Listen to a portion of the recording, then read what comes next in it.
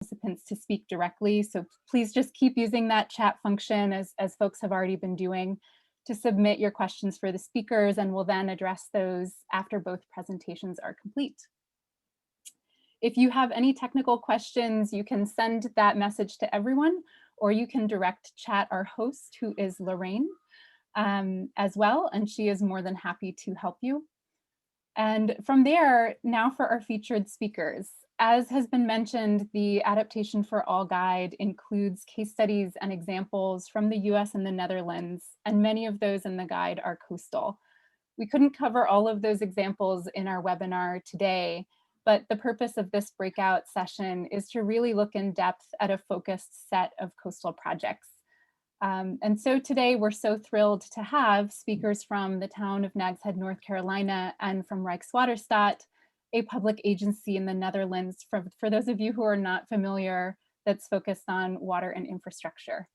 And with that, Annabelle, I welcome you to introduce our first speakers. Thank you, Anna, and good morning, everyone. It's my pleasure to introduce our two speakers from the town of Nags Head, North Carolina. Mayor Ben Cahoon is a native of Hyde County, a lifelong North Carolina resident, and has lived in Nags Head for 32 years. He currently serves as Nags Head's mayor and has previously served multiple terms on the Dare County Board of Education. As president of Cahoon and Caston Architects, he's a graduate of NC State's College of Design and has been in practice for 33 years, most of those on the Outer Banks. In 2019, he was awarded the AIA North Carolina Gail Lindsay Award for Sustainability, and in 2021, he was elevated to the American Institute of Architects' prestigious College of Fellows. David Ryan serves as the town engineer for the town of Nags Head. He's 25 years of practical civil engineering experience in the coastal environment, working within both the private and public sectors. Mr. Ryan has extensive knowledge addressing issues in the areas of water resources, stormwater management, and capital infrastructure improvement projects. Mr. Ryan is a licensed professional engineer and is a graduate of the State University of New York Polytechnic Institute.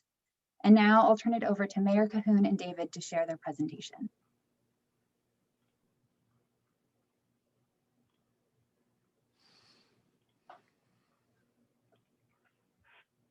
Good morning, everybody. We'd like to go ahead and thank you for the opportunity to present our groundwater lowering project today.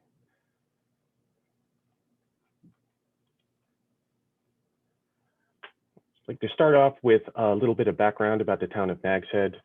Nags Head is located in the northeast corner of North Carolina. It's bounded by the Atlantic Ocean to the east and the Roanoke Sound to the west. And it's located on a thin strip of barrier islands known as the Outer Banks. It is home to 3,000 year-round residents, which inflates up to 40,000 year population during the summer tourist season. From an infrastructure standpoint, we have 55 miles of drainage infrastructure within town, most of which leads to either the Atlantic Ocean or the Sound. Of our properties that are developed in the town, approximately 80% of those are served by on-site wastewater systems, otherwise known as septic systems. And 90% of the town is developed with a mix of 80% residential and 20% commercial, with approximately half of those developed properties developed prior to 1980. At this point, I'm going to go ahead and pass it over to Mayor Cahoon, who's going to give some additional commentary.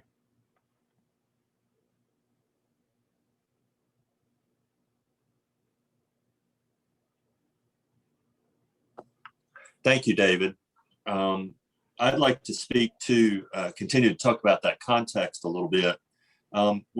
Nags Head is 80% residential, and most of that is in the form of quarter-acre lots, which are a little over 1/10 of a hectare in size. And most of those were platted in the 50s, 60s, and 70s before there was any real sensitivity to stormwater management. What that means for us from a policy standpoint is that we only have about 3 vacant parcels that are 10 acres or larger remaining in the town. So new development rules about open space for stormwater management wouldn't really be meaningful to us. And with 90% of our lots built out, new stormwater rules on the remaining 10% of lots for stormwater management would have limited effect.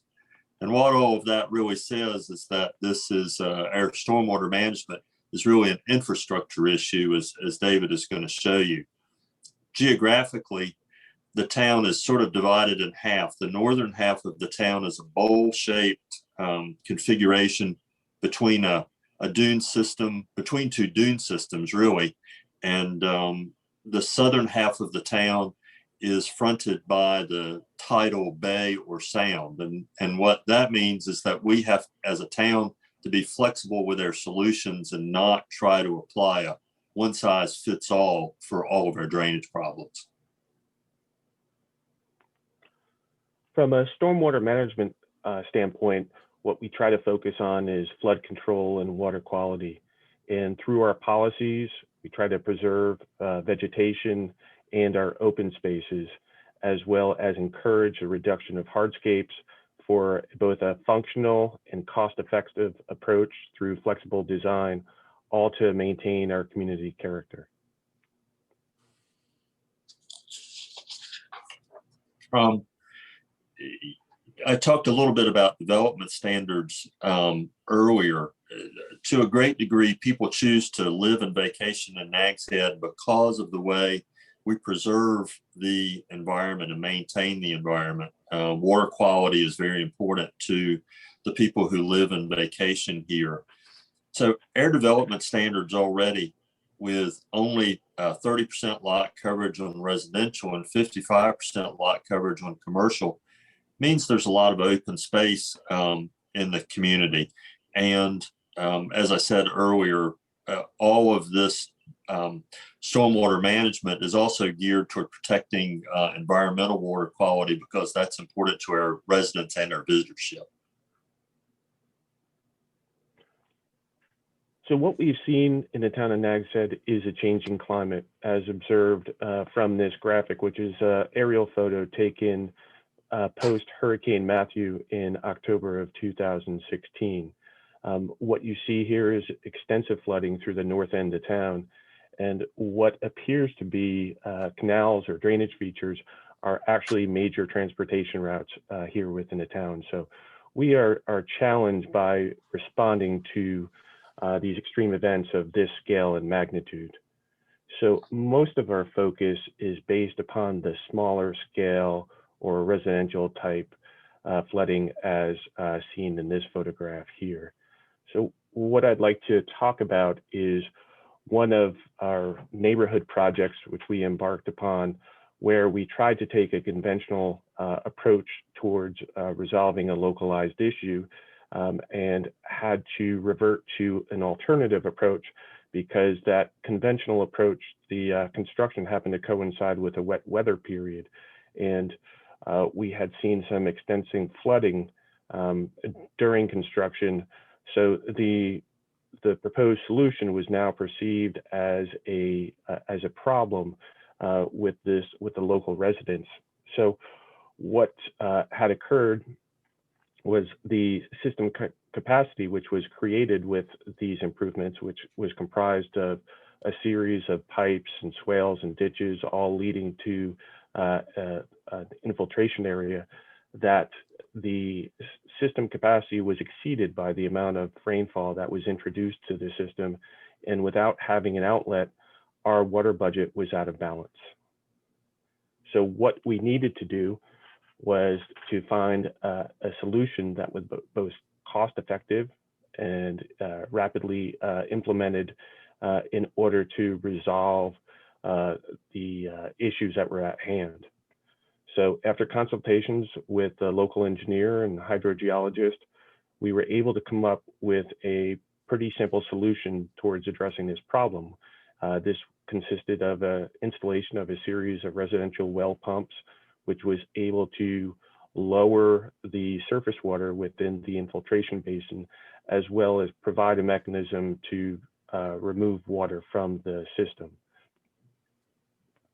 And essentially what that system looks like in operation, as shown here in this profile view, is when we have a rainfall event or in advance of a rainfall event, we are able to manage the water table by lowering it locally, and when sited adjacent to a stormwater feature, are able to manipulate the water surface levels within those features and create excess capacity for these extreme type events that we have been seeing.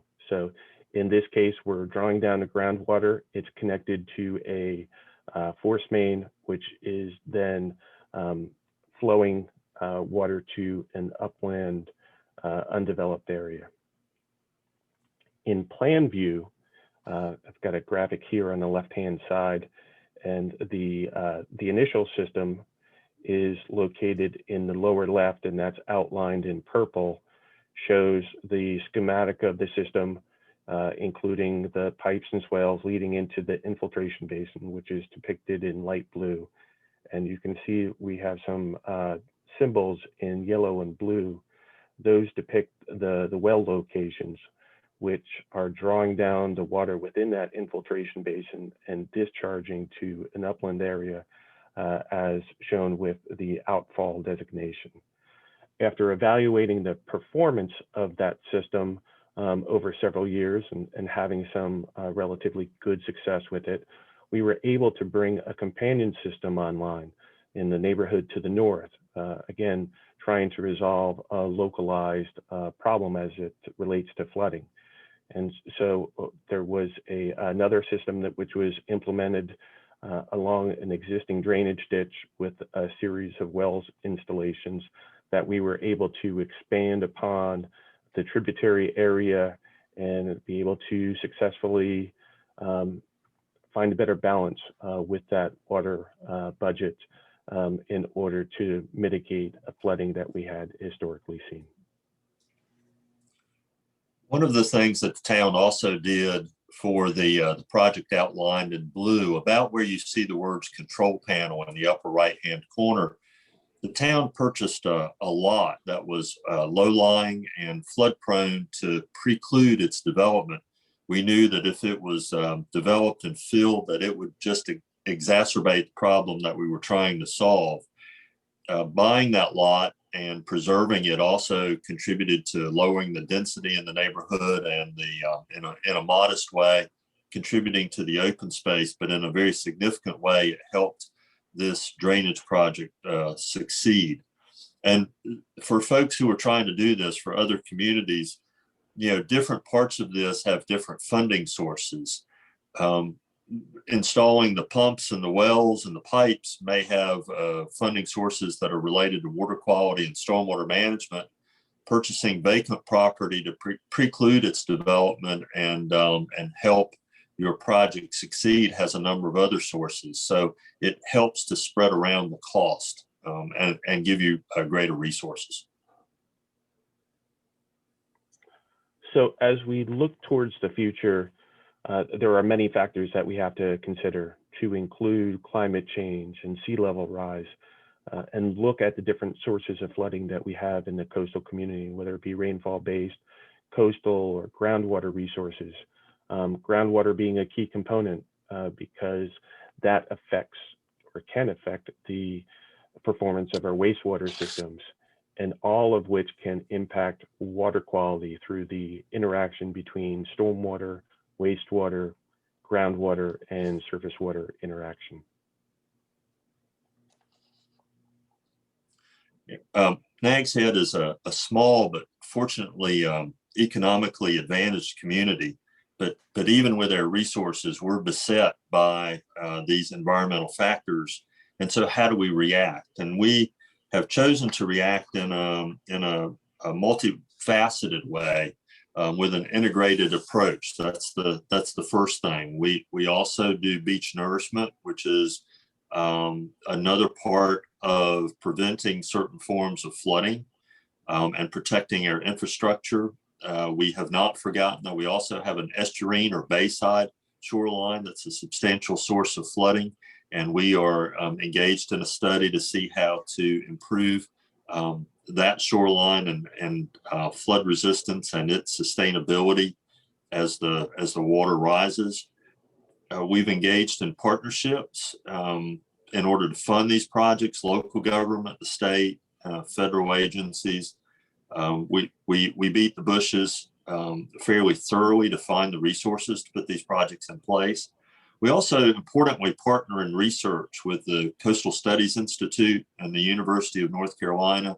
Their programs their research programs here on the ground have been very beneficial to us in improving what we're doing. And I think the most important thing is for us as leaders to be engaged with our community, to help them understand, to communicate the nature of the problem, the nature of the solution, to ask for patience because we have to explore solutions and it takes a while to implement these solutions from time to time. And we do all of that as we advance toward what we believe is a much more resilient community. Thank you. Yep, thank you. And we will go ahead and answer questions after the next speaker during the dedicated question and answer session. So thank you again. We appreciate the opportunity. Great. Thank you so much, David and Mayor Cahoon, for that excellent presentation. I see a number of questions in the chat box and encourage everyone to continue entering those. And after the next presentation, we'll break into the discussion. So with that, we will move directly on to our second presentation, and I will introduce our next speaker. So Quirijn Lauder is Principal Advisor for Coastal Flood Risk Management at Rijkswaterstaat, the executive branch of the Dutch Ministry of Infrastructure and Water Management.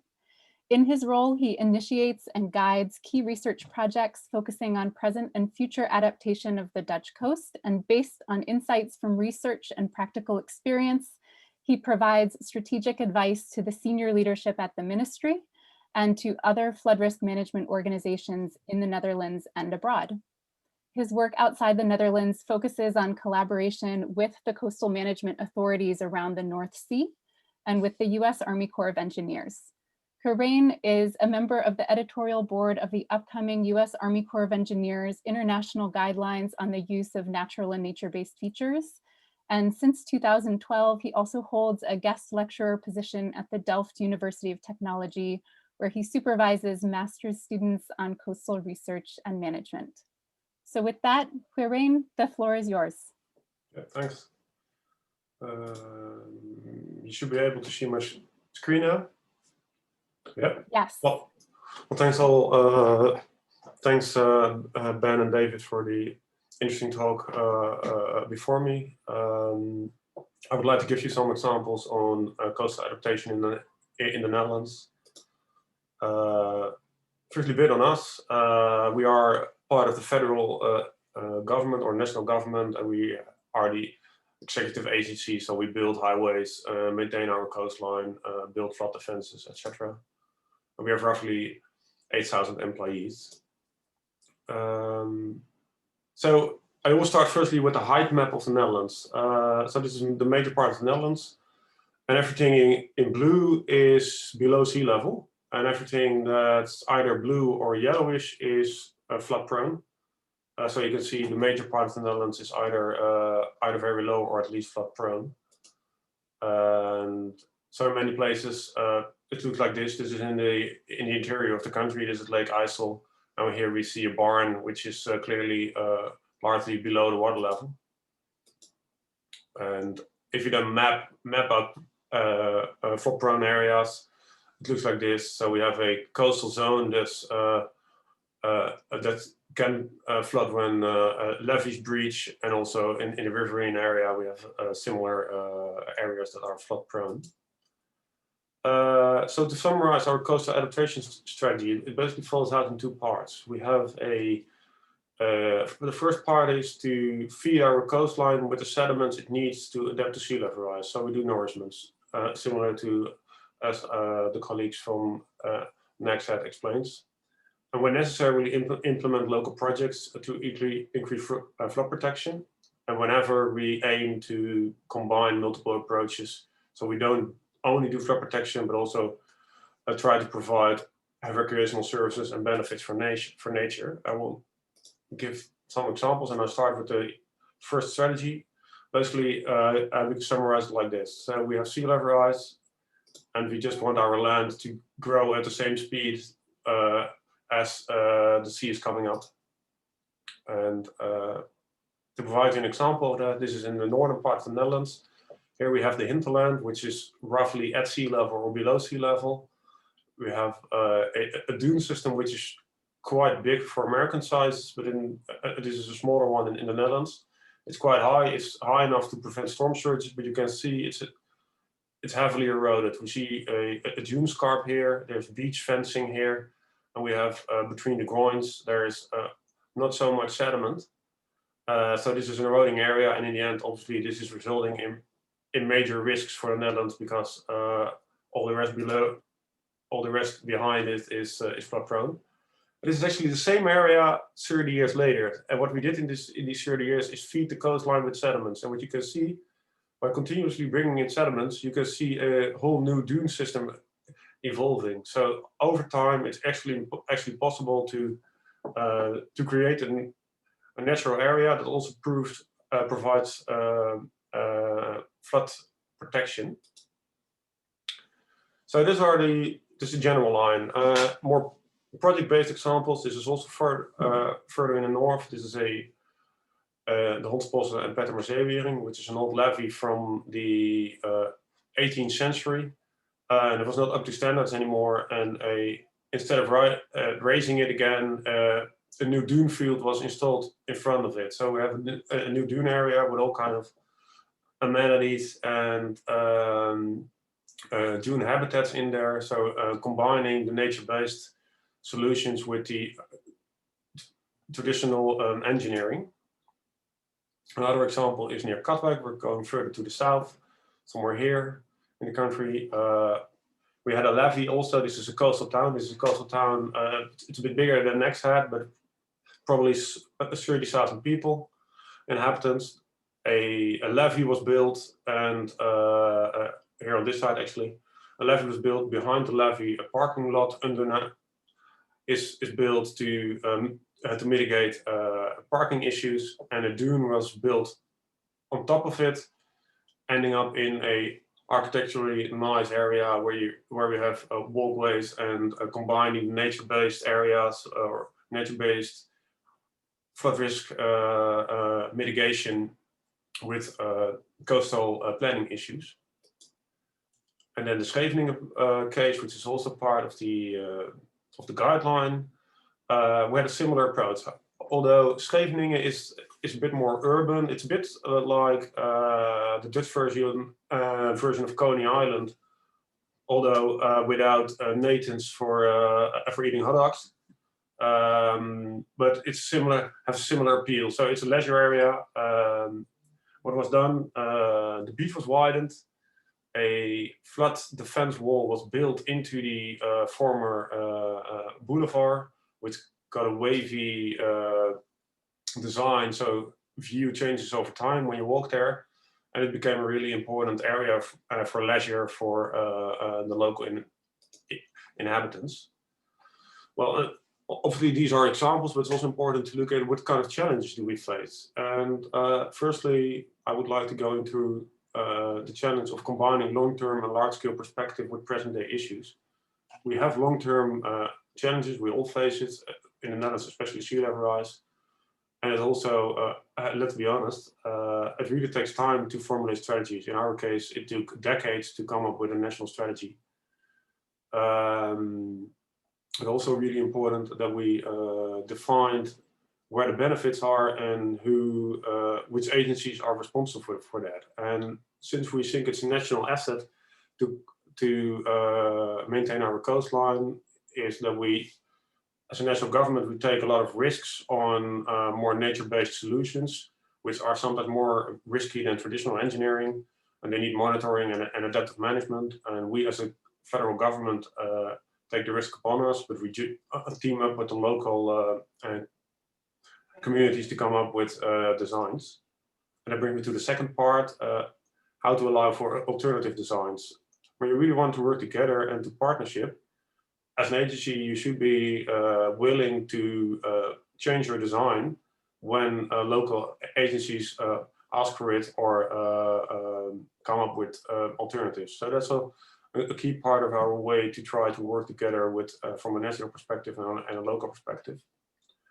And the next step is to really make a step into integrated approaches. For us, it became really important that we've found co-funding from really different sources. So not just flood risk management.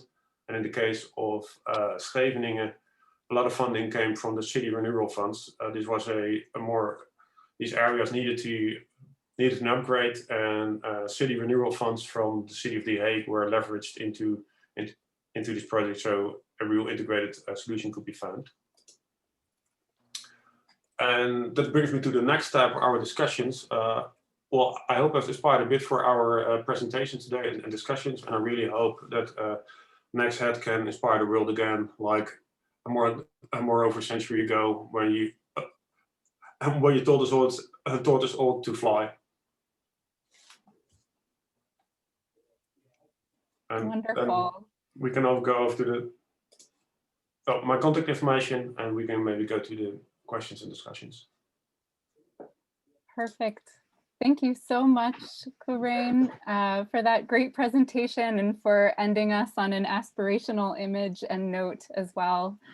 Yeah, and really appreciate the thoughts on not only Scheveningen, the multi-purpose beach project in the Coney Islands of the Netherlands, but also on some of your ideas on longer term coastal planning context at a regional and national level. I think we heard really a similar theme in the presentation from David and Mayor Cahoon, who described groundwatering lowering efforts in Nags Head in the context of longer term beach renourishment and also of the one water approach. So I think we're hearing similar themes of projects of different scales and timelines really being integrated with one another in order to build resilience. And also some themes there of shaking the bushes for a diversity of funding sources to really support multi-purpose projects. So for our first question from the audience, I think it's helpful to return to the question from Jim Height in San Diego from before these presentations. His question was, some of the ambitious coastal flood protection projects, such as those in New Jersey, have been rejected by communities because they'd impact public access to waterfronts, cherished views, and other features. What are some key principles to ensure that communities accept new flood protection infrastructure? And I'd love to direct that question to each of our speakers to hear if there have been cases in the projects that you've worked on where not all community members may be convinced or supportive of a particular flood risk reduction effort, and to hear from you some approaches you may have taken to collaboratively developing those projects to address those concerns. And just for simplicity, I'll direct the question to David and Mayor Cahoon first, and then we'll go to Corinne. Sure, this is Mayor Cahoon. I'll speak specifically to beach nourishment. We in Nags Head have a really robust system of beach access facilities, parking lots, dune crossovers, restroom and changing facilities. And that approach has helped acceptance of beach nourishment, of the cost and the occasional disruption of being able to use the beach, and has built support for that. Other communities that have not developed the access infrastructure struggle a little bit more than we have, because their residents and others who are participating in the funding, they don't like putting sand on the beach when there's no access, when there's limited public access. So that investment in public access is really critical. And to expand on that, community engagement is key, especially when we talk about beach nourishment. Having community meetings, as well as engaging with the general public pre, during, and post-project, I think is really critical to the overall success.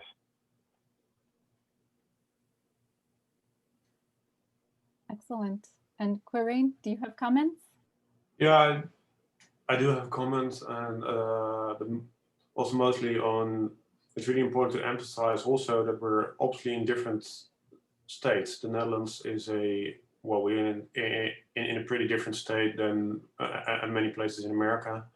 And so in the Netherlands, it's not really popular to be opposing flood risk management because everyone sort of understands that it's necessary. So obviously there's always debate, but there's no real fierce debate on whether projects should be undertaken. It's mostly on how projects can be undertaken in such a way that they are economically feasible and bringing more than just flood risk management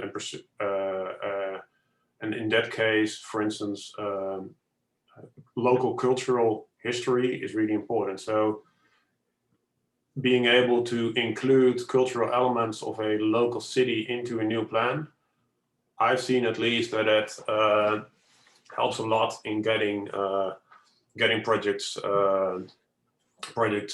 approved and in place. And sometimes that asks for diverging a bit from the optimal flood risk management solution, which is fine as long as you, because there are more goals in life than just the flood risk management. So it's sort of flexibility, but opposition is maybe sometimes a bit less. Wonderful, thank you. And realizing we just got our 5-minute warning, we only have time for maybe 1 or 2 more questions. And so I will take one from the chat to target towards Mayor Cahoon and David around how your community may be considering working with other neighboring communities, keeping in mind the Dutch approach of working with a larger group, perhaps within the Outer Banks or across state lines, anything like that. I'll start, and I'm sure David can speak to this as well. Nags Head was the first to undertake beach nourishment because our beach nourishment is locally funded. We don't get federal funds for beach nourishment other than for repair. And after we went and the local community saw the success, they followed us. And so we have a cooperative funding plan with our county that works with all of the towns as they undertake their beach nourishment projects. That's important. And we do keep open lines of communication with the neighboring communities north of us primarily, whether technical cooperation may be beneficial in terms of surveying for beach nourishment projects or other kinds of activities like that. Right, and I think initially we have gone at it just looking at it from the community as the town of Nags Head. As we plan for the future, we're looking at how we can go ahead and collaborate, how we can create some efficiencies by partnering up with our other neighboring communities to conduct the beach nourishment process in a more effective and efficient manner. So long term, I think it's important to have those partnerships. There's other areas that we can explore opportunities as well. Stormwater management is another area that I think we can capitalize on, because here on the Barrier Island, we do experience many of the same problems. So having more of a regionalized effort towards resolving those issues would really be beneficial to all. Wonderful. And I will switch over to a question from Hermes Diaz in Coral Gables, Florida for Quirine. Do you have to deal with porous, highly permeable soils? And if so, how? Yes, of course. Well,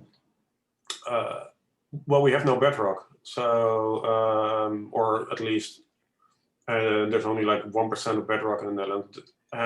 It's all sediment. So sediments are obviously permeable.